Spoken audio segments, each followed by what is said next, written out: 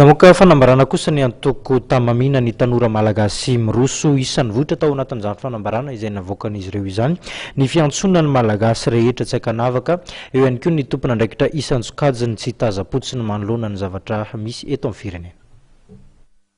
Resin'ny fahantrana tanteraka isika malagasy ka noho izany dia mila mandray fanapahan-kevitra hoy ny nambaran'ny filohan'ny antoko tamami na ny tanora malagasy mijoro nandritra ny fanambarana izay nataony mahakasika ny toetra raha misy eto amin'ny firenena. No amafisiny ihany koa fa noho ny olona izay tsy mbola mivaha sy ireo tsy fahombiazana eo amin'ny lafiny politika eto amin'ny tany sy ny fanjakana izay mampikoroso fahana fiainam-bahoaka dia manao izao fanambarana izao ny antoko tamami. Manao antsoavo ho an'ny rehetra tsy akanavaka ny filoha nasionalin'ny tamami Andriamatoa Samary Fleury sy ny mpikambana ao aminy hiaraky iaika sy aneo fa mikantso tanteraka ny raharaham-pirenena ka manome fahasairanam-bahoaka izay miteraka ny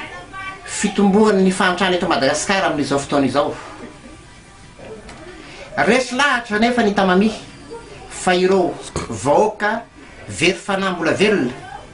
izay miaina ao anatin'ny fahasairanana sy fahantrana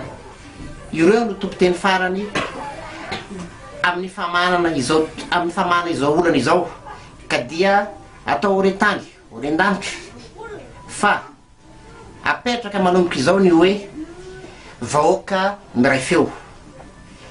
izay ivondronany ireo malagasy tsy vaky volo manana andraikitra eto amin'ny firenena singanina manokana ary anaovana antsoavo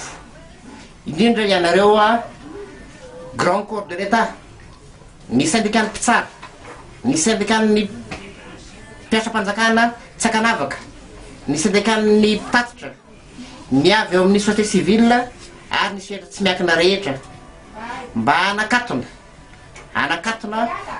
ao anatin'ny fotoana fohy ny administration rehetra. Tsy maintsy noraisina ny fanapahan-kevitra io satria tsy azo anteherany intsony ny tandroka ary ny vozana.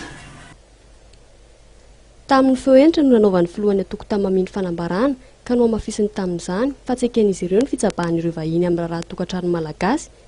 Sy tokony vahiny mihitsy no hananatra sy hanafay ho hatrany izy fa tokony isika samy malagasy no handamina ny raha tokantranontsika. Nanao izao antsoavy izao araka izany ny antoko tamami mba hampiresaina sy feon'ny malagasy dia manentana ny vahoaka hanainga saina fotsy isaky ny tokantrano sy kopakopaka amin'ny sara fotsy isaky ny fiarakodia mba hatao fanairana.